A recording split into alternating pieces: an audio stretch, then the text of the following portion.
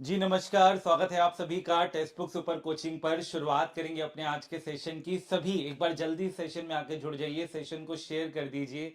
Start करते हैं अपने आज का सेशन। सभी आ जाएं और एक बार कंफर्म करें कि आपको मेरी ऑडियो वीडियो सब कुछ क्लियर है, परफेक्ट है।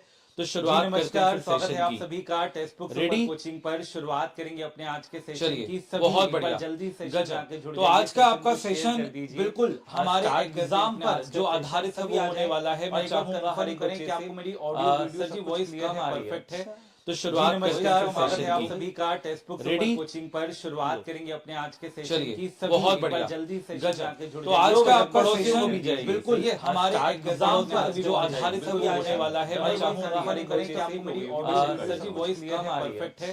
तो जी शुरुआत करते हैं नमस्कार, फिर स्वागत है सेशन आप की। सभी का text book super ready? Coaching. चलो अब ठीक है, ओके, चलिए अब ठीक होगा। एक बच्चा कह रहा था कम वॉइस आ रही है, तो हमने डबल कर दी। ठीक, चलिए अब स्टार्ट करते हैं सेशन को। एक बार जल्दी से कंफर्म करें सब कुछ क्लियर है, परफेक्ट है। बहुत बढ़िया, शानदार, गजब। विजेंद्र, अनुज, कुसुम, सभी का स्वागत है। रानी, शुभम। चलिए तो शुरुआत करेंगे अपने आज के सेशन की और इन बेहतरीन लाइन से शुरुआत करेंगे कि हवाओं के भरोसे मत उड़, हवाओं के भरोसे मत उड़, चट्टाने तूफानों का रुख मोड़ देती हैं। हवाओं के भरोसे मत उड़, चट्टाने हवाओं का रुख मोड़ देती हैं। अपने पंखों पर भरोसा रख, अपने पंखों पर भरोसा रख, यानी अपने नसीब पर नहीं, अपनी मेहनत पर भरोसा रख। तो अपने पंखों पर भरोसा रख, क्योंकि हवाओं के भरोसे तो पतंगे उड़ा करते हैं। हवाओं के भरोसे तो पतंगे उड़ा करते हैं। चलिए शुरुआत करते हैं, स्टार्ट करते हैं फिर अपने आज के सेशन की। ठीक है, और आप सभी के लिए सीटेट का बेहतरीन बैच जो है ये यहाँ पर अवेलेबल है। ये नंबर आपको मैंने दिया हुआ है, इस नंबर पर आप कॉल या व्हाट्सएप मैसेज करके इस पेड बैच से जुड़ सकते हैं, जहां आपके सभी विषय सम्मिलित हैं। और साथ ही साथ हिमांशु इस कोड का आप यूज करके मैक्सिमम डिस्काउंट ले सकते हैं। चलिए भाई, तो शुरुआत करते हैं। और साथ ही साथ अगर आप इस टेलीग्राम चैनल से नहीं जुड़े हुए हैं मैथ्स बाय हिमांशु सर, तो आप इस टेलीग्राम चैनल से जुड़ जाइएगा। तो शुरुआत करते हैं। पहला सवाल आपके सामने आ चुका है। सना कह रही है लेट हो गई ना मेरे लाल, बिल्कुल ठीक टाइम पे आए हो, क्योंकि आज मेरी तरफ से देरी हो गई। चलिए पहला सवाल ये रहा आपके सामने, जल्दी से बताइए क्या आंसर आएगा। स्टार्ट कर चुके हैं बेटा अपना आज का सेशन। अपनी पेन कॉपी भी एक बार हम लोग खोल लेते हैं और चलिए फिर फर्स्ट क्वेश्चन आपके सामने। लंगड़ा भिन्न है ये क्या है? लंगड़ा भिन्न है। आपको देखिए ना, कभी इस तरीके से जो भिन्न दिखता है ये लंगड़ा भिन्न होता है। तो इसको हमें सॉल्व करना आना चाहिए। जल्दी से हम कैसे सॉल्व करेंगे इसको, वो तरीका तो देखिए जरा ध्यान से कैसे हम सॉल्व करते हैं। इस लंगड़े भिन्न में ना जो नीचे वाली जो टांग होगी ना, ये खींचेंगे हम, यानी हम इसको पकड़ेंगे, 1/8 को हम पकड़ेंगे और हम इससे कहेंगे कि जो ऊपर 1 पड़ा हुआ है इसको पहले लिखिए और जो नीचे 8 पड़ा हुआ है इसको बाद में लिखिए। क्या बात समझ में आ रही है? यानी ऊपर 1 था वो पहले आया, नीचे 8 था वो बाद में आया। सही है। अब आप देखेंगे कि यहां पर कितने प्लस हैं बेटा, क्या कितने सिंबल हैं? 2 हैं। तो आपने यहां पर 2 लाइनें डाल देनी इस तरीके से। ठीक है, अब देखो यहां +1 है और यहां +2 है, तो आपको क्या करना है? देखो आपने यहां पर लिखना है +1, यानी अंतिम वाला जो अंक है उसके ऊपर +1, और फिर ऐसे लिखना है +2। और देखो कैसे सॉल्व करते हैं हम इसको, चमकाने का तरीका देखो। दोबारा बता दो मैंने क्या करा। मैंने 1/8 में से 1/8 को ऐसे लिखा, 1 ऊपर था तो 1 पहले, 8 नीचे था तो 8 बाद में। फिर दो साइन थे प्लस के, तो मैंने 2 लाइनें मार दी। और पहले +1 था फिर +2 था, तो यानी यहां +1 और मैंने यहां +2 डाल दिया। अब देखो करूंगा क्या, मैं 8 का 1 से गुणा करूंगा और जो प्लस है ये मुझे बताएगा कि इसके आगे वाले को आपने इसमें जोड़ना है या घटाना है। तो 8 एकम 8, 8 में 1 जोड़ा तो कितना मिला? 9 मिला। ऐसे ही अब मैं 9 का गुणा 2 से करूंगा और ये मुझे बताएगा कि आगे वाले को प्लस जोड़ना है, प्लस बताएगा जोड़ना है तो मैं जोड़ दूंगा। तो 9 दूनी 18 और 18 में 8 जोड़ूंगा तो कितना आया? 26। क्या बात समझ में आ रही है? तो मेरे पास ये जो अंतिम के 2 अंक बचे यही मेरा आंसर है, यानी 9 ऊपर और 26 नीचे, यानी 9/26 हमारा आंसर हो जाएगा। Option number A is the right answer. ठीक है, बहुत गजब का सवाल होते हैं और इस सवालों को आप ऐसे चमका सकते हैं, बिल्कुल हलवा सवाल बनाकर। अगला सवाल ये रहा आपके सामने बेटा, क्वेश्चन नंबर 2 आपसे कह रहा है निम्नलिखित में से भुजाओं का कौन सा युग्म त्रिभुज बना सकता है। ठीक है, निम्नलिखित में से भुजाओं का कौन सा युग्म त्रिभुज बना सकता है। आंसर करें, जल्दी से बताएं क्या आंसर आएगा। क्या कोई भी तीन भुजाएं मिलकर हमारा त्रिभुज बना सकती हैं? नहीं, उनके लिए कंडीशन होती है। क्या कंडीशन होती है?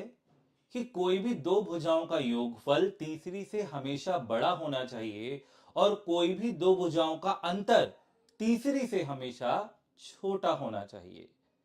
योगफल मतलब उनकी लंबाई का योगफल। अब यहां पर आते हैं जी, बच्चे आंसर कर रहे हैं, ऑप्शन नंबर बी की तरफ जा रहे हैं। पहले विकल्प पर आते हैं। सर दो भुजाओं को जोड़ा 8 और 2 10 मिल रहा है, जो कि 16 से बड़ा आना चाहिए था, तभी त्रिभुज बन सकता था, लेकिन वो 16 से छोटा आया, 10 आ रहा है, तो ये नहीं बना सकता। अब जरा तीसरे पे आ जाते हैं।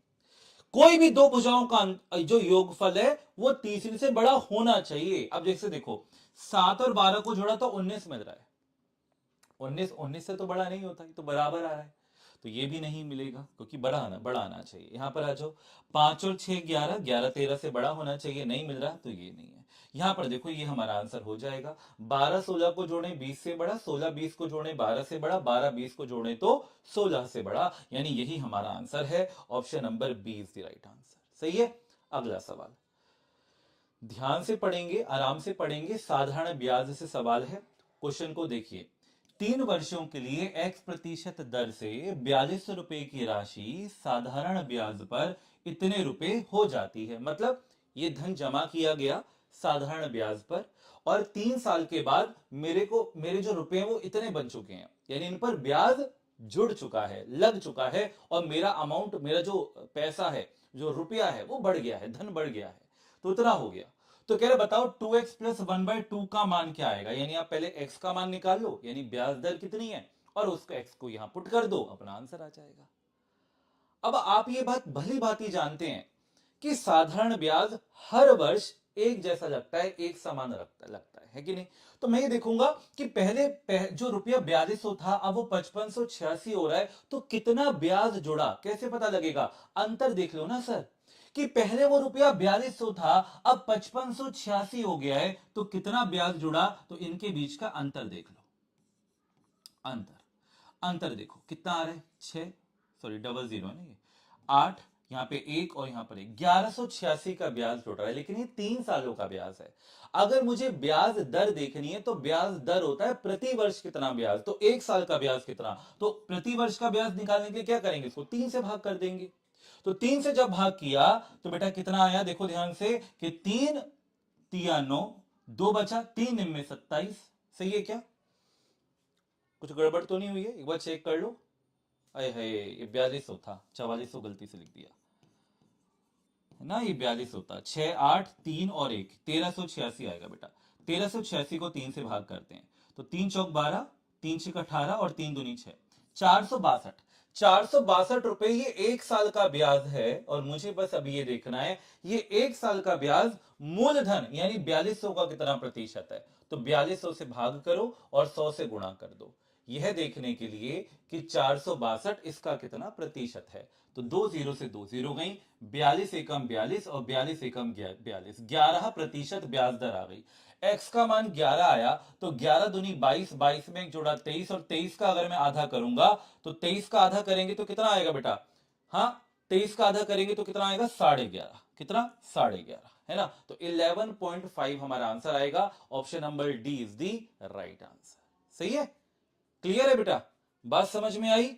बढ़ते हैं अगले सवाल की तरफ। क्वेश्चन नंबर 4 आपके सामने, चौथा सवाल देखिए क्या कह रहा है। यदि एक समबाहु त्रिभुज की भुजा 20% कम हो जाती है तो इसका क्षेत्रफल कितना प्रतिशत घट जाएगा। यह प्रतिशत से सवाल है कि अगर भुजा को आपने 20% से कम कर दिया तो क्षेत्रफल पे क्या परिवर्तन आएगा, यह आपसे पूछा जा रहा है। देखो इक्विलेटरल ट्रायंगल, समबाहु त्रिभुज का जो सूत्र होता है एरिया का, वो √3/4 भुजा का वर्ग, क्या भुजा का वर्ग होता है। सही है, लेकिन इससे कोई मतलब नहीं क्योंकि तो कांस्टेंट है, ये तो अचर है, इससे मतलब नहीं है। मतलब है इस भुजा से, भुजा में 20% की कटौती की गई है। तो देखो जरा कैसे निकालते हैं इस बात को। भुजा का स्क्वायर का मतलब है भुजा गुणा भुजा। तो देखो, अगर मैं आपसे कहूं कि इस भुजा में 20% की कमी की गई है, समझिएगा बात को ध्यान से, तो मान लेते हैं कि वो 100 रही होगी, 100 में से 20 की कमी हो गई तो कितनी हो गई 80%। और 80% को कैसे लिखेंगे, 80/100।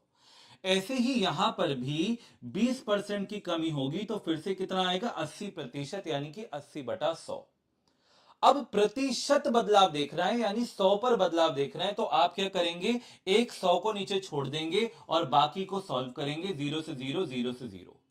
ये नीचे बताता है कि 100 पर कितना बदलाव हो रहा है, तो अट्ठू अट्ठू कितना हो गया 64। यानी कोई चीज जो 100 थी, पहले वो 100 थी और अब वो कितनी हो गई है, अब वो 64 हो गई है। तो बोलो कितना कम हो रही है, 36 कम हो रही है। और जितना कम हो रही है उतने प्रतिशत का यहां पर कमी आ रही है क्षेत्रफल में, यानी 36% आपका आंसर हो जाएगा। एक तरीका यह है बेटा इस सवाल को चमकाने का, बहुत सारे तरीके होते हैं वैसे, एक तरीका यह है, एक तरीका और बता देते हैं।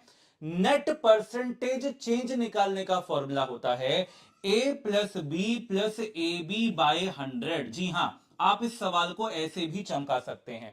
अब ये a और b क्या है, ये a है, यहां पर कितना बदलाव, और b है यहां पर कितना बदलाव, सही है क्या। तो कहने का मतलब यहां 20% की कमी आ रही है, तो a को -20 के तौर पर दिखाऊंगा, ऐसी प्लस। यहां भी 20% की कमी आ रही तो b को -20 के तौर पर दिखाऊंगा, प्लस। -20 गुणा में -20 और बटे में 100। जरा समझिएगा इस बात को, 0 0 0 0 ये चली गई, -2 का -2 से गुणा तो प्लस का 4 हो गया, -20 और -20 जुड़कर माइनस का 40 आया, -40 और प्लस का 4 माइनस का 36 आएगा, यानी कि 36% की क्या आ रही है, कमी आ रही है। सही है, क्लियर है, परफेक्ट। बड़े आगे तो आप कैसे भी कर सकते हो, बहुत सारे तरीके हैं, और भी तरीके हैं इस सवाल को चमकाने के, इतने बहुत हैं। अगले सवाल पर आते हैं, क्वेश्चन नंबर 5।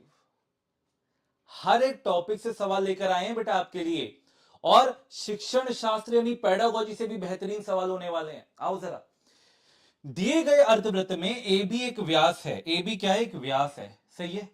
कोण सी A B, C A B ये आपको 35 डिग्री दे रखा है, कितना दे रखा है, 35 डिग्री। आपसे कह रहे हैं बताइए, अच्छा सी ए बी आपको ज्ञात करना है ना, हाँ। तो ये वाला कोण 35 डिग्री रखा है, सी ए बी यानी ये वाला कोण आपने ज्ञात करना है। चलो भाई बताइए क्या आंसर आएगा, चलिए सभी के सभी उड़ाइए क्वेश्चन को, बताइए क्या आंसर आएगा।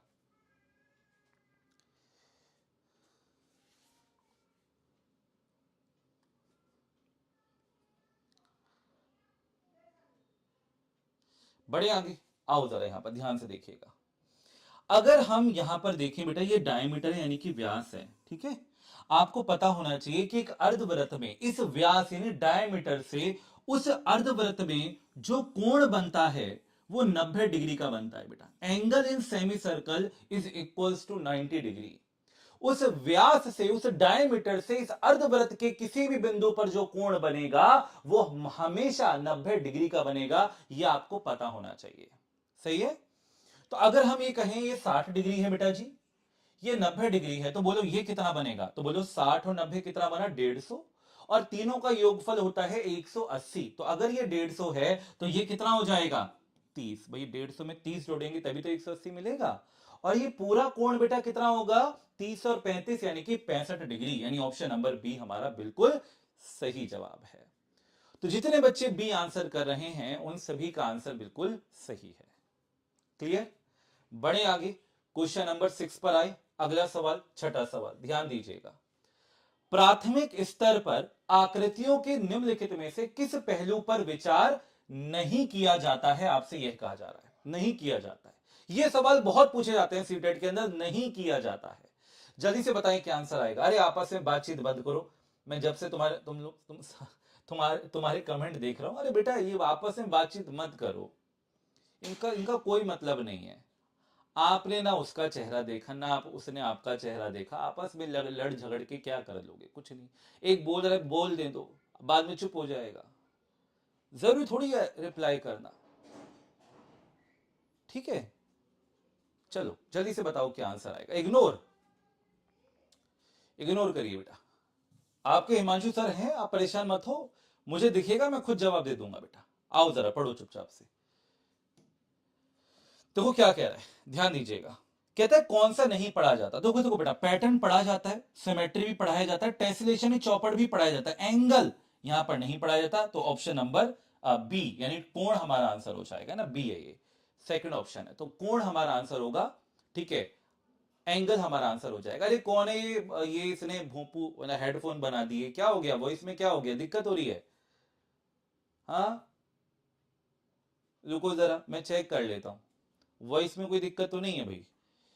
भाई ये दो ही तो चीजें हैं, ध्वनि, ध्वनि अगर आपके पास ठीक से नहीं पहुंचेगी तो कैसे पढ़ाई होगी भाई? अगला सवाल आपके सामने बेटा, बताओ जल्दी से क्या आंसर आएगा। मैं एक बार चेक कर लेता हूं,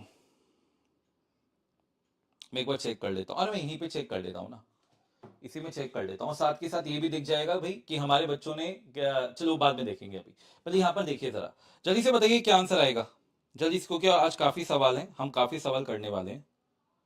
यहाँ पर देखिए जरा, जल्दी से बताइए क्या आंसर आएगा जल्दी से, क्योंकि आज काफी सवाल हैं, हम काफी सवाल करने वाले हैं। ठीक तो है आवाज, क्या हो गया?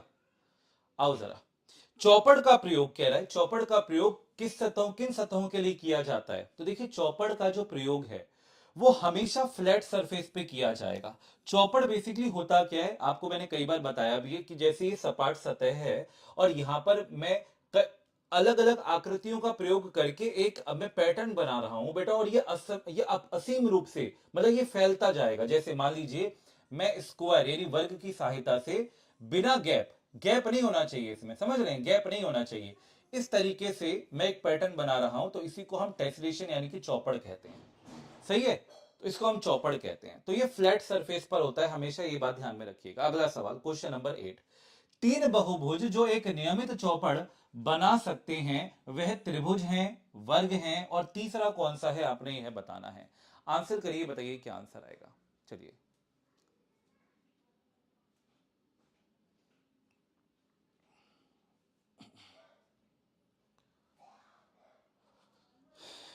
देखिए क्या कह रहा है, एक त्रिभुज है, दूसरा वर्ग है, और तीसरा क्या होगा बेटा, हेक्सागन। क्या होगा, हेक्सागन यानी कि षष्ठभुज। ठीक है, क्या होगा, हेक्सागन यानी कि षष्ठभुज। ये बात हमेशा ध्यान में रखिएगा। हेक्सागन जो होता है यानी जो आपका षष्ठभुज होता है, इस तरीके से ये टेसलेशन करता है, इस तरीके से टेसलेट करता है यानी कि चौपड़ बनाता है, और ये एक रेगुलर टेसलेशन है यानी कि नियमित, एक तरीके से क्या है, नियमित बहुभुज है, सॉरी ये क्या है, नियमित आपका चौपड़ है। सही है, तो रेगुलर टेसलेशन बनाता है कौन, हेक्सागन भी। तो यहां पे आंसर बनेगा ऑप्शन नंबर बी। क्लियर, बड़े आगे तो तीन होते हैं, एक वर्ग, एक त्रिभुज, और एक तीसरा आपका हो जाएगा हेक्सागन। अगला सवाल बताइए क्या आंसर आएगा, सभी आंसर करें।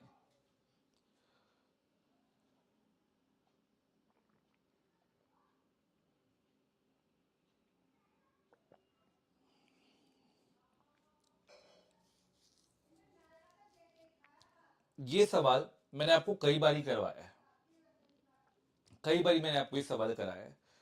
आपसे कह रहे हैं कि 1/10 1/100 से बड़ा है। अगर हम बच्चे को ये सिखाना चाहते हैं तो हम किस शिक्षण अधिगम सामग्री का प्रयोग कर सकते हैं बेस्ट वे में सिखाने के लिए? बहुत शानदार, ऑप्शन नंबर 4, 10/10 स्क्वायर ग्रिड। क्या, 10/10 स्क्वायर ग्रिड यानी कि वर्गाकार ग्रिड। मैंने कई बार ये बताया है आपको कि मान लीजिए अगर ये इस तरीके से आपके पास 10/10 का स्क्वायर ग्रिड है, कैसे बनता है 10/10 का स्क्वायर ग्रिड, ये भी समझ लीजिए। यहां पर अगर मैं चार इस तरीके से 10 खाने बना दूं बेटा, 1 2 3 4 5 6 7 8 9, तो 10 खाने बन चुके हैं, 1 2 3 4 5 6 7 8 9 10। ऐसे ही इधर बना दो, 1 2 3 4 5 6 7 8 9। सही है, तो ऐसे ही हमने यहां पर ये 10/10 का स्क्वायर ग्रिड बना दिया, यानी कि यहाँ पर 100 ग्रिड बन चुके हैं एक तरीके से। अब अगर मैं आपको बोलूं, मैं बच्चे को ये समझाना चाहता हूं कि 1/10 को हम कैसे दर्शाएंगे, तो हम कहेंगे ये जो पूरी यूनिट है ये एक के तौर पर है, ये क्या है, 1 है। अब मैं इसको 10 बराबर हिस्सों में बांटना चाहता हूं, तो बच्चों को बोलूंगा कि 10 बराबर हिस्सों में बांटूंगा, तो एक हिस्सा ये हो गया, और इसी तरीके से 10 बराबर हिस्से हो गए। तो ये जो एक हिस्सा है ये क्या कहलाएगा, 1/10, ये क्या कहलाएगा? 1/10। कि ये जो पूरा हिस्सा था इसको मैंने 10 बराबर हिस्सों में बांट दिया, और ये जो एक हिस्सा है ये एक ये है ना? तो एक हिस्सा ये है और जितने बराबर हिस्सों में बांटा वो ये 10 हो गया।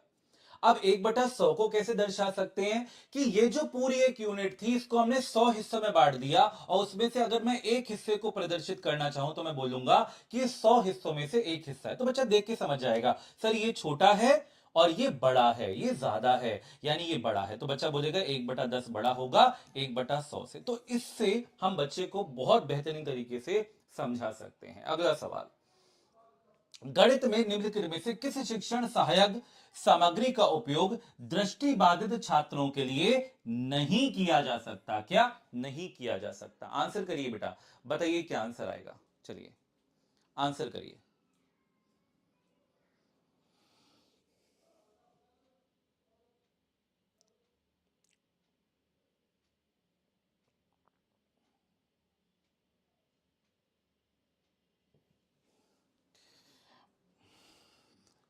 क्वेश्चन नंबर 10 आपके सामने, जल्दी से आंसर करें। देखो क्या कह रहा है आपसे कि नहीं किया जा सकता। तो अगर हम आपसे कहें कि विजुअली चैलेंज्ड, यानी कि वो नेत्रहीन है, नेत्रहीन है, तो यानी कि यहां पर कोई ऐसी शिक्षण अधिगम सामग्री होगी जिसको सिर्फ हम देखकर बच्चों को सिखा सकते हैं, मतलब वो बिना देखे वो सीख ही नहीं सकता। तो कहने का मतलब यहां पे आएगा बेटा जियोजेब्रा। क्या आएगा? जियोजेब्रा। जियोजेब्रा एक ऐसा सॉफ्टवेयर होता है जिसके माध्यम से हम विजुअली जो कॉम्प्लेक्स शेप्स होती हैं 2D 3D बच्चे को हम दिखाकर सिखाते हैं, समझाते हैं। तो वहां पर विजुअली सब कुछ होता है, तो इसलिए हम इसको यूज नहीं कर सकते। ठीक है, आगे बढ़ते हैं, बात करते हैं क्वेश्चन नंबर 11 पर आते हैं, 11वें सवाल पर आते हैं। देखो क्या कह रहा है, निम्नलिखित में से कौन सा दशमलव संख्याओं का सबसे उपयुक्त प्रतिनिधित्व होता है? जल्दी से बताइए। अगर मैं बच्चे को दशमलव संख्याएं सिखाना चाहता हूं तो इनमें से मैं कौन सी शिक्षण अधिगम सामग्री का प्रयोग करूंगा? कई बार मैंने आपको यह बात बताई है, 10 ग्राम, डाइस ब्लॉक, ग्राफ पेपर या फिर संख्या चार्ट। जल्दी से बोलें क्या आंसर आएगा। तो हमेशा बात ध्यान में रखना बेटा, क्वेश्चन नंबर 11 पर हम लोग आ चुके हैं कि जब भी डेसिमल नंबर की बात आए, दशमलव संख्याओं की बात आए, तो आप पिक करेंगे ग्राफ पेपर को। किसको? ग्राफ पेपर को। दशमलव संख्याओं में जोड़ना है, घटाना है, गुणा करना है, भाग करना है, सब जगह हम ग्राफ पेपर का यूज करते हैं। दशमलव संख्याओं का जोड़, घटा, गुणा करने में प्रयोग किया जाता है। दशमलव संख्याओं को पढ़ने और दर्शाने में प्रयोग किया जाता है। ज्यामितीय आकृतियों का क्षेत्रफल और परिमाप निकालने के लिए भी प्रयोग किया जाता है। कौन? Graph paper. ठीक है, चलिए अगला सवाल क्वेश्चन नंबर 12 पर आते हैं। कहता है कक्षा चौथी में समरूपता और प्रतिबिंब की ज्यामितीय अवधारणाओं को विकसित करने के लिए निम्नलिखित में से कौन सा जोड़ तोड़ उपकरण सबसे आवश्यक है? चलिए भाई सर जल्दी से बताइए। द्विपक्षीय गणना फलक यानी कि 2 sided counter, beats string, dot paper या फिर एबेकस। जल्दी से बताइए क्या आंसर आएगा। सभी के सभी आंसर करें, ए बी सी या फिर डी।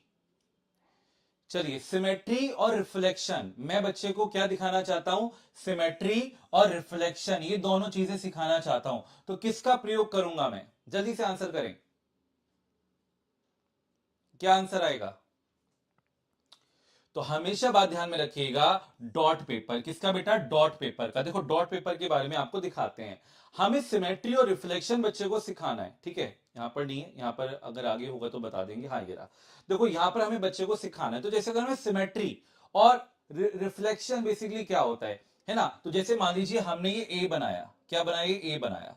तो ए बनाया, ए अल्फाबेट, मतलब मैं बच्चे को अल्फाबेट बनाना सिखा सकता हूं डॉट पेपर से। और यहीं पर मैं बच्चे को सिमेट्री का कंसेप्ट भी दे सकता हूं कि मैंने अगर इस तरीके से एक रेखीय समिति डाली, लाइन ऑफ सिमेट्री डाली, तो जैसा लेफ्ट में है वैसा राइट में है। और यही आपको एंगल रिफ्लेक्शन का कंसेप्ट भी बच्चे को हम इससे सिखा पाएंगे। तो डॉट पेपर हमारा यहां पे आंसर होगा। सही है। अलग अलग 2D शेप्स को भी हम यहां पर बनाकर, रेक्टेंगल, स्क्वायर बनाकर, वहां पर भी हम सिमेट्री और रिफ्लेक्शन का कॉन्सेप्ट सिखा सकते हैं। इस सवाल पर आते हैं बेटा, समिति की अवधारणा का परिचय देने के लिए निम्नलिखित में से सर्वाधिक उपयुक्त कार्यनीति कौन सी है? जल्दी से आंसर करें। समिति की अवधारणा में बच्चे को सिखाना चाहता हूं, ठीक है, उसका परिचय देना चाहता हूं, उसका इंट्रोडक्शन देना चाहता हूं कि वो क्या होती है। तो सबसे उपयुक्त गतिविधि या एक्टिविटी बेसिकली कार्यनीति इसमें से क्या हो सकती है? तो अगर हम यहां पर आते हैं, बच्चों को पेपर मोड़ने वाले क्रियाकलाप कराए जाएं। जी बिल्कुल सही बात है। जब भी आप सिमेट्री सिखाना चाहते हैं, मैंने कई बार जब आपको भी सिमेट्री सिखाया है क्लास के अंदर, तो मैं पेपर की हेल्प कर लेता हूं, है ना। मैंने कई बार ये बताया भी कि मान लीजिए अगर हमारे पास ठीक है, ले लेते हैं कि जैसे इस तरीके से मान लीजिए हमारे पास एक पेपर है, सही है। तो पेपर किस शेप का है? आयतकार आकृति का, रेक्टेंगल शेप का है। तो लाइन ऑफ सिमेट्री कैसे बताऊंगा? मैं बोलूंगा बेटा अगर जिस लाइन के अबाउट में इसको फोल्ड करूं और इसके जो किनारे हैं यानी जो एजेस हैं वो एक दूसरे से मिल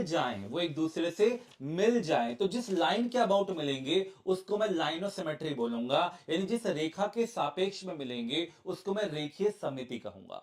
तो एक ऐसे मिलेगी, फिर मैं बताऊंगा बेटा आप इस तरीके से भी मोड़ सकते हो, देखो ये एजेस कोइंसाइड कर रही हैं, किनारे एक दूसरे से मिल रहे हैं, यानी एक रेखीय सममिति ये मिल गई, तो आयत में दो रेखीय सममिति हो गई। Paper folding method, best method.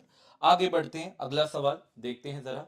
52वां सवाल, आपको बताना है इस आकृति का अगर मैं ऊपरी सतह देखना चाहता हूं, टॉप फेस देखना चाहता हूं, तो मुझे वो कैसा दिखेगा, या टॉप व्यू हम कह सकते हैं, वो कैसा दिखेगा। जल्दी से बताएं क्या आंसर आएगा। 20 सेकंड का टाइमर सेट है, आंसर करें। मजा आ रहा है सेशन में? लाइक कर दीजिए फिर सभी एक बार जल्दी से, है ना। चलो जल्दी से बताइए बेटा क्या आंसर आएगा सभी के सभी। निम्न में से कौन से दिए गए ठोस की ऊपरी सतह को दर्शाएगा? तो देखिए जब हम ऊपर से देखेंगे तो हमें इनके हाइट के बीच में डिफरेंस नहीं दिखेगा, हमें बिल्कुल फ्लैट दिखेगा। और फ्लैट जो दिख रहा है उसमें मुझे एक दो तीन चार चार यहां पर मुझे स्क्वायर्स दिखेंगे, चार वर्ग दिखेंगे, यानी कि ऑप्शन नंबर 4 हमारे यहां पे बिल्कुल सही जवाब हो जाने वाला है। बेसिकली जब बच्चे को हम ये सिखाते हैं, अभी पेडागोजी में सवाल कैसे आ सकता है, जब हम बच्चे को ये सिखा रहे हैं तो उसके अंदर हम कौन सी अंडरस्टैंडिंग डेवलप कर रहे हैं, हम बच्चे को क्यों सिखा रहे हैं, तो उसके अंदर हम स्पेशल अंडरस्टैंडिंग डेवलप कर रहे हैं, स्थानिक समझ को हम उसके अंदर विकसित कर रहे हैं। ठीक है, चलिए अगला सवाल देखिएगा। 5 प्रेक्षण आपको दे रखे हैं बेटा, x, x+2, x+4, x+6 और x+8, और उसका माध्य आपको दिया हुआ है कितना? 11। माध्य कितना दे रखा है? 11 दे रखा है। तो आपको प्रथम 3 प्रेक्षणों का माध्य बताना है, यानी x, x+2 और x+4 का आपको मीन बताना है, माध्य बताना है। सही है, अब बात को ध्यान से समझिएगा।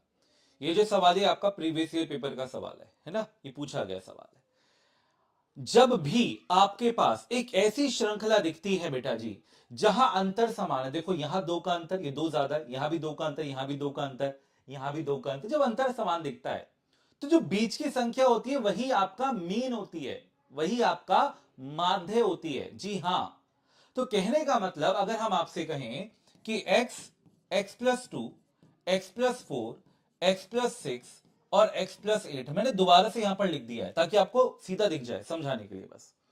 तो मुझे बताओ यहां पे मिडिल नंबर आपको कौन सा दिख रहा है? तो ये मिडिल नंबर दिख रहा है और यही आपका मीन है। लेकिन हम उसमें तो कहा मीन तो 11 है, वो क्या कह रहा है? माध्य इनका क्या है? 11। यानी x+4 की वैल्यू यहां पर कितनी दे रखी है? 11। तो बोलो x का मान कितना आएगा? 11 - 4 यानी 7 आएगा।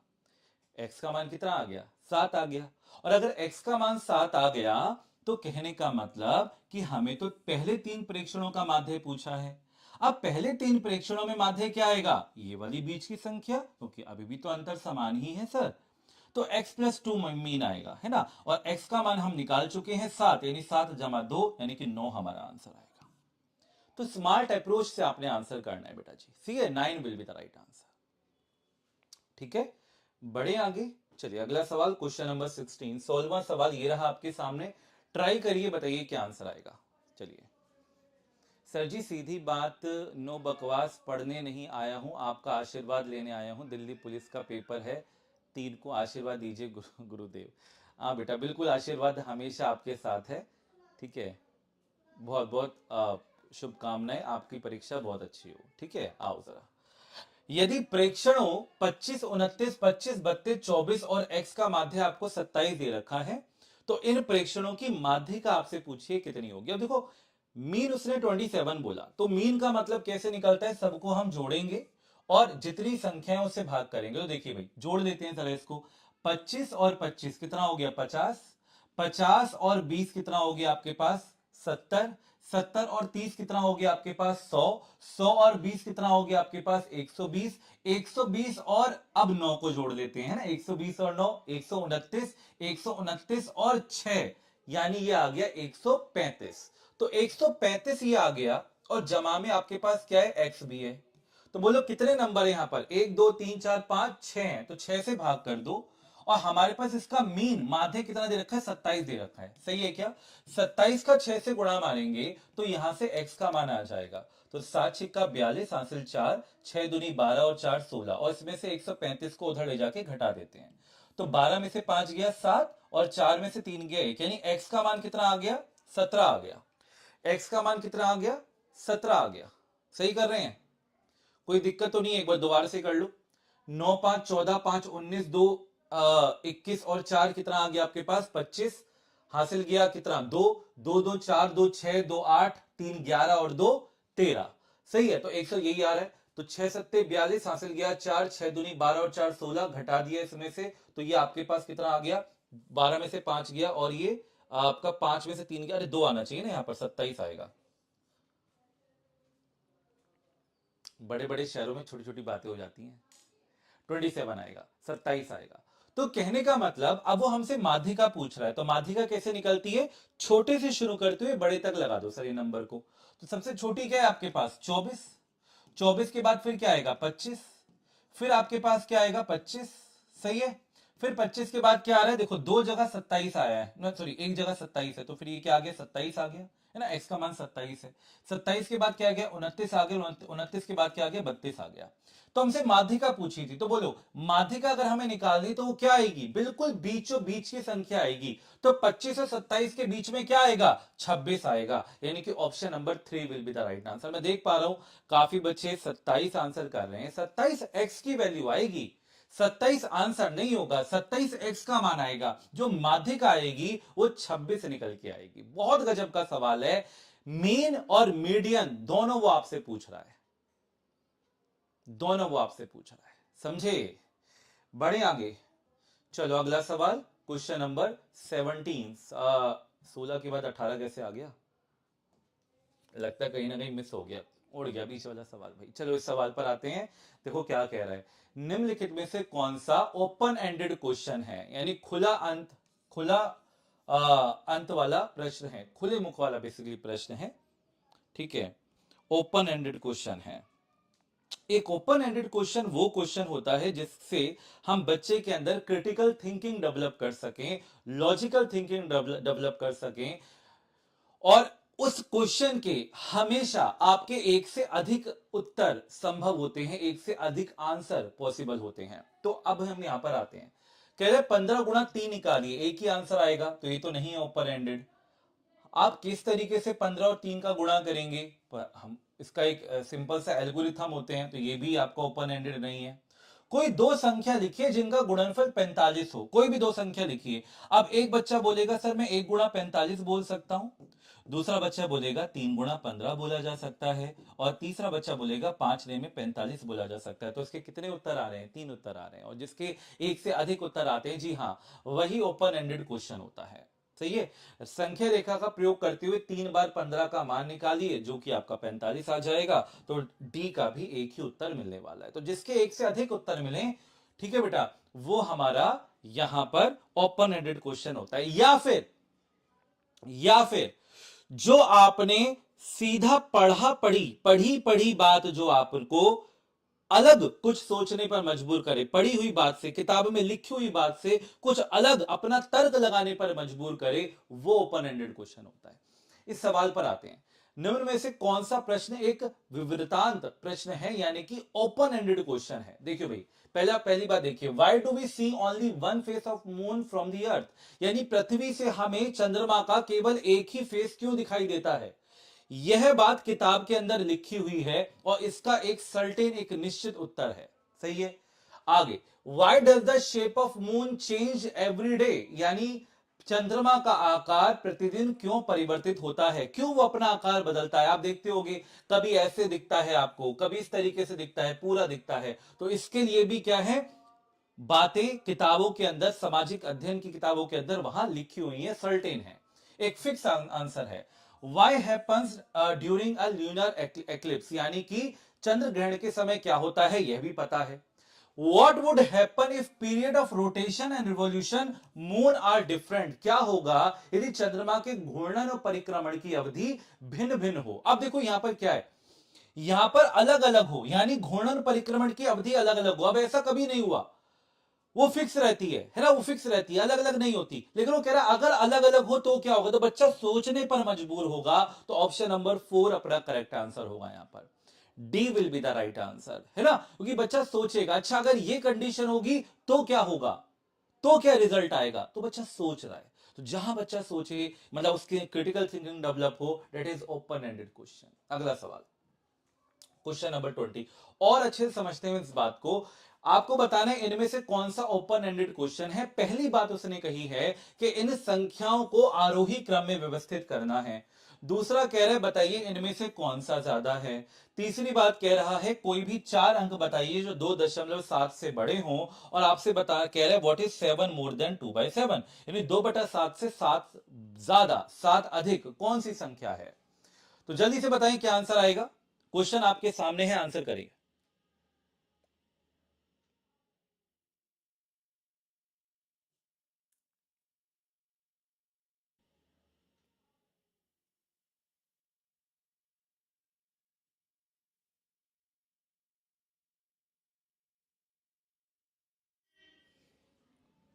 देखिए बेटा, ये जो बच्चे डी की तरफ जा रहे हैं, डी की तरफ क्यों जा रहे हैं, अरे हर जगह डी डी थोड़ी होगा।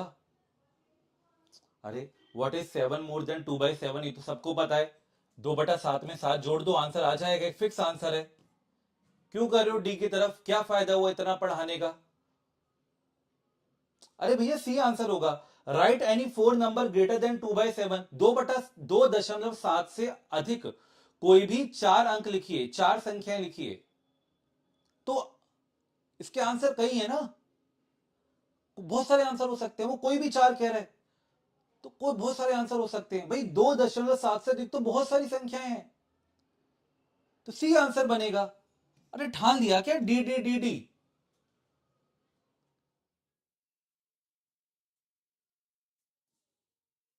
पता नहीं क्या थॉट प्रोसेस है, ये गंदी बात है। मतलब इस बात से मेरे को बहुत बड़ा दुख हुआ, दुख पहुंचा है।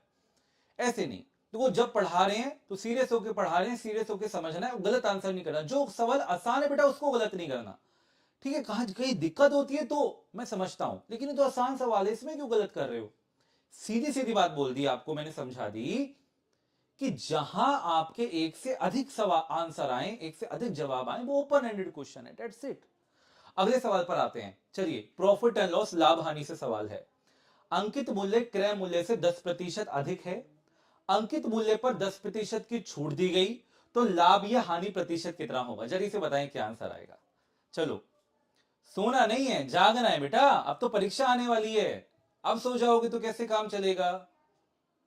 सोनू कह रहे हैं वो वॉइस नहीं आ रही है। आएगी आएगी, बुला लो उसको, बुला लो, आवाज मार के बुला लो। देखो कहां है वॉइस। हम्म, अंकित मूल्य क्रय मूल्य से 10% अधिक है। अब एक बात बताओ, अंकित मूल्य क्रय मूल्य से अधिक है ना, तो क्रय मूल्य को आप 100 मान लो, तो अंकित मूल्य से कितना अधिक है, 10% अधिक है, यानी कि 110 है ना। 100 से 10 अधिक, 10% अधिक यानी कि 10 अधिक, तो 100 हो गया, 110 हो गया। अब वो कह रहे 10% का ना छूट दी जा रही है। किस पर दी जाएगी, एमपी पर। तो मुझे बताओ एमपी यानी मार्क प्राइस, अंकित मूल्य का 10% क्या होगा। सर 110 का 10% 11 हो गया। किसी भी संख्या का 10% निकालना है, उसको 10 से भाग कर दो तो 11, यानी 11 की छूट दी जा रही है। तो बेचा कितने में जा रहा होगा सर, 99 में। अरे 110 में से 11 घटाओगे 99 आएगा।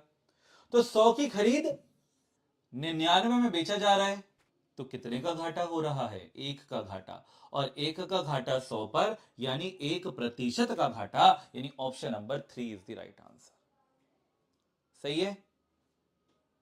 चलिए आगे बढ़ते हैं। अगला सवाल ये रहा आपके सामने। 10% और 20% की एकल छूट, एकल समतुल्य छूट आपने ज्ञात कर दी है। इसको हम कहते हैं, जब आप देखते होगे, आप मार्केट में जाते हो तो आपको जैसे बड़े बड़े शोरूम होते हैं, पेंटालून हो गया, कैंटाबिल हो गया। कैंटाबिल तो अब हर जगह ही है ना। पेंटालून भी हर जगह आपने देखा होगा, वो और भी शोरूम है। तो वहां पर ऐसे लिखा होता है लुभाने के लिए, देते बड़ी महंगी महंगी शर्टें हैं, कपड़े, लुभाने के लिए कहेंगे 10% एंड 20% ऑफ, ऐसे करके लिखा होता है, 10% और 20% छूट। तो इसको हम सक्सेसिव डिस्काउंट कहते हैं। तो आपसे कह रहे हैं कि अगर कहीं बोर्ड पर ये लिखा हुआ है तो बताइए कि वो किस डिस्काउंट के इक्विवेलेंट है, यानी एकल छूट बता दो कितनी है। तो इसको समझाने के लिए मैं आपको समझाना चाहूंगा कि मान लो कि कोई वस्तु है, उसका मूल्य कितना है, 100 है, मतलब अंकित मूल्य 100 है। अब कह रहे 10% की छूट, इसका मतलब है 100 का 10% कितना हुआ बेटा, 10, यानी 100 पर 10 की छूट जाएगी, कितना हो गया, 90 हो गया। कितना हो गया, 90। अब 90 पर 20% की छूट, जी हां, 10% और 20% का मतलब होता है कि पहले 10% और फिर 20% की छूट। तो 90 का 20% निकालना है, बोलो 90 का 10% कैसे निकलेगा, इसको 10 से भाग कर दो। 90 का 10% 10 से भाग कर दो, यानी कि 9। और 9 अगर 10% है तो 20% क्या होगा, 9 का दुगना, यानी 18, यानी 18 की छूट यहां पर और मिलेगी। तो 90 में 18 की छूट, यानी 72 में बेचा जा रहा है। कितने में, 72 में। अब देखो 100 की चीज थी, 72 में बेचा जा रहा है, तो कितना डिस्काउंट दिया जा रहा है, 28 का, यानी 28% का यहां पर इक्विवेलेंट डिस्काउंट आएगा। यानी option number 2 is the right answer. ये 30 वाले गजब हैं, इन्होंने क्या करा होगा, ये रहा 10, ये रहा 20, ये हो गया 30। अरे ऐसे नहीं होता, हाथ जोड़ के कह रहा हूं, ऐसे नहीं होता, ऐसे होता है बेटा। अब देखो इसको डायरेक्टली आपने कैसे निकालना होता है, तो समझाने के लिए था। आपको डायरेक्टली कैसे निकालना होता है वो समझो।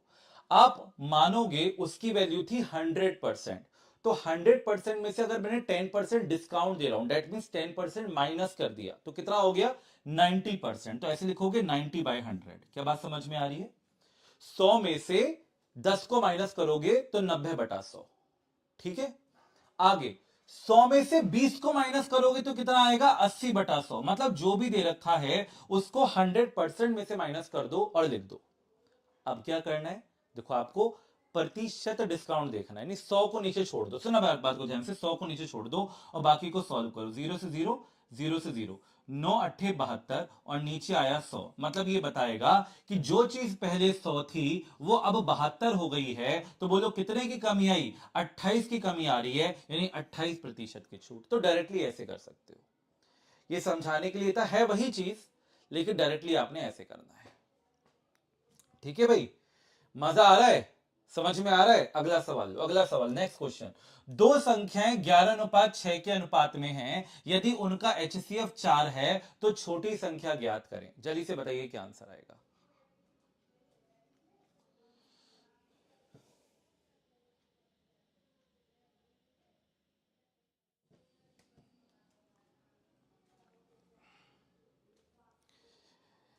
देखिए भाई, कितना दे रखा है बेटा, 11:6 दे रखा है। HCF कितना है, 4 है। छोटी संख्या निकालनी है, सीधा देख के आंसर कर लोगे। जब भी दो संख्याओं का अनुपात दे, उनका HCF दे, तो भैया संख्याएं तो आपके हथेली पर होंगी। आप मुझसे पूछे छोटी संख्या कौन सी है, तो बोलो अनुपात में छोटा कौन सा अंक है, 6, तो 6 का गुणा 4 से करो और 6 चौक 24 आंसर आ गया। पूछता बड़ी संख्या तो 11 चौके 44 आंसर आ जाता। इससे हलवा सवाल तो पूरे गणित में नहीं होगा। अरे बोलो होगा क्या, नहीं होगा। तो यही हमारा आंसर है।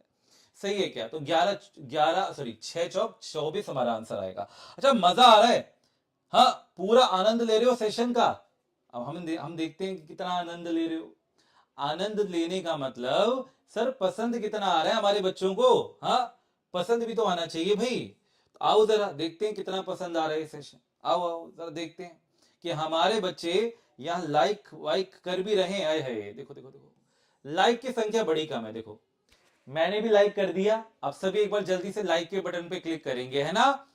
सभी एक बार लाइक के बटन पे क्लिक करेंगे और इस मीटर को आप करेंगे। देखो 157 है। अब देखो जल्दी से, जिसने लाइक नहीं किया ना, वो जैसे ही यहां पर लाइक करेगा ये अपने आप बढ़ता जाएगा। जल्दी से लाइक करिए और बस देखिए किस तरीके से नंबर बढ़ रहा है। देखो 163, जल्दी से लाइक करो, आगे और सवाल हैं, फिर जल्दी से करेंगे, सवालों की तरफ बढ़ेंगे, जल्दी से इसको 200 पार करो और फिर सवालों की तरफ बढ़ते हैं। जल्दी से बेटा लाइक करो सारे के सारे एक बार। हाँ बहुत बढ़िया, गजब गजब गजब, जल्दी से। यही जज्बा मुझे चाहिए, लाइक करो बेटा, जल्दी से लाइक करो सभी एक बार जल्दी से, है ना। बहुत बढ़िया बहुत बढ़िया, मात्र 10 और हैं, फिर अपने सवाल पर आ जाएंगे, ठीक है। हाँ जी जल्दी से, जिसने कर दिया है उसको नहीं करना दोबारा। चलो चलो भाई बहुत बढ़िया, चलो अब आ जाते हैं जरा सवाल पर, और आ जाते आते हैं जरा समझते हैं कि अगला सवाल आपके पास क्या दिया हुआ है। कहता है यदि किसी संख्या का 33.33% 16 में जोड़ा जाता है तो वही संख्या प्राप्त होती है। तो कह रहे बताइए वह संख्या ज्ञात कर रहे हैं, वह संख्या क्या होगी। समझो, उस संख्या का 33.33%, बोलो 33.33% क्या होता है, 1/3 होता है, 1/3 ही तो होता है भिन्न में। तो उस संख्या का 1/3, सुनिए अब ध्यान से, उस संख्या का 1/3 अगर उसी संख्या में जोड़ते हो, उस संख्या को मैंने n मान लिया, तो n का 1/3 अगर n में ही जोड़ोगे तो 16 प्राप्त होगा। तो कह रहा n बता दो, यानी वो संख्या बता दो, चमका दोगे भैया। 3 एकम 3, 3 और 1 4, तो ये 4n हो गया, 4n/3 बराबर में 16, 4 चौक 16, तो n का मान आ गया 4 तिया 12, 12 हमारा आंसर है, 12 आंसर होना चाहिए ना। Then the result is the number itself. Find the number. 33.33% of a number is added to 16. Oh sorry, मैंने उल्टा कर दिया, भाई। ये 16 में जोड़ते हैं तो वो नंबर आता है। ओहो, मैंने उल्टा कर दिया, मैंने गलत कर दिया है ना। ध्यान से करो, ध्यान से देखो।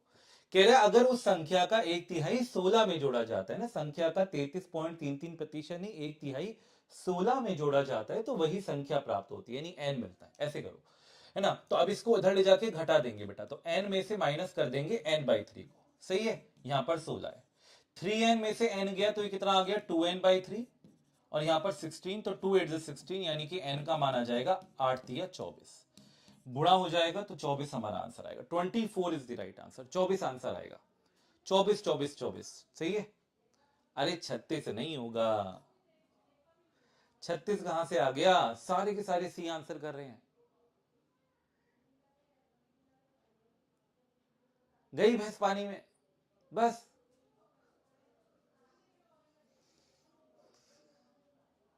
चलो क्लियर है। तो बेटा 36 नहीं होगा, अरे बस करो बस करो बस करो, 36 वाले बेटा रुक जाओ रुक जाओ। चलो अगला सवाल, और ये सवाल आपका आज का रहेगा होमवर्क क्वेश्चन। ये जो आपको सवाल दिख रहा है ना, ये जो सवाल आपको दिख रहा है, ये आपके सीटेट में बहुत पूछे जाते हैं, भर भर के पूछे जाते हैं ऐसे सवाल, जो ये सवाल अंतिम जो सवाल है। तो मैं चाहूंगा जो भी बच्चे सेशन देख रहे हैं, ठीक है, कमेंट सेक्शन में इसका आंसर जरूर और जरूर करें, ठीक है। सर 24 कैसे, बेटा अभी तो बताया, दोबारा करवा देते हैं, दोबारा बताया 24 कैसे, क्या दोबारा बता देते हैं। किसी संख्या का 33.33% मेरा लाल, यदि उस संख्या का 1/3 अगर आप 16 में जोड़ते हो तो वह संख्या खुद मिलती है, यानी n मिलती है। तो n में से n/3 को माइनस करोगे तो 2n/3 आ जाएगा, सही है। और 2 से काटेंगे, 2 8 16, 8 तिया 24, 24 आंसर आ जाएगा, ठीक है। चलिए परफेक्ट।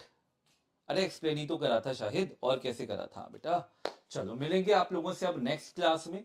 आज शाम को मैं जुड़ने वाला हूं आप लोगों से, कितने बजे, ठीक 5:30 बजे। और साथ ही साथ एक और इंपॉर्टेंट इंफॉर्मेशन मैं आप सभी को दे दूं। देखो अगर किसी ने यह टेलीग्राम चैनल ज्वाइन नहीं किया है तो आप सभी इस टेलीग्राम चैनल को ज्वाइन कर लो, लाइक कर दो भाई सेशन को सभी जाने से पहले एक बार, है ना। जिसने भी अभी तक यह टेलीग्राम चैनल ज्वाइन नहीं किया हुआ है तो आप सभी इस टेलीग्राम चैनल को ज्वाइन कर लो, ताकि जब भी मेरे सेशन हो तो आपको वो नॉलेज आपको मिलती रहे, वो लिंक्स आपको मिलती रहे, है ना। तो मैथ्स बाय हिमांशु सर ये टेलीग्राम चैनल है, आप सभी इस टेलीग्राम चैनल से जुड़ जाइए। कल संडे भी मेरी क्लास होगी, कितने बजे होगी, कहां होगी, वो सारी इंफॉर्मेशन आपको यहीं पर मिलेगी, सही है। और साथ ही साथ आप सभी के लिए सीटेट का बेहतरीन बैच अवेलेबल है सुपर कोचिंग पर, जिसमें सभी विषय सम्मिलित हैं। मेरी वहाँ पे गणित की जो कक्षाएं वो चल रही हैं, बेहतरीन classes, mock test, previous paper, सब कुछ है। तो आपको मैंने नंबर ही प्रोवाइड किया हुआ, इस नंबर पर आप कॉल या व्हाट्सएप मैसेज करके इस बैच से जुड़ सकते हैं। साथ ही हिमांशु ये कोड है, इस कोड के माध्यम से भी आप लोग मैक्सिमम डिस्काउंट ले सकते हैं। चलिए, तो मिलते हैं आप लोगों से अगली क्लास में। तब तक के लिए जय हिंद, जय भारत, नमस्कार। आप सभी का दिन बहुत बहुत शुभ हो।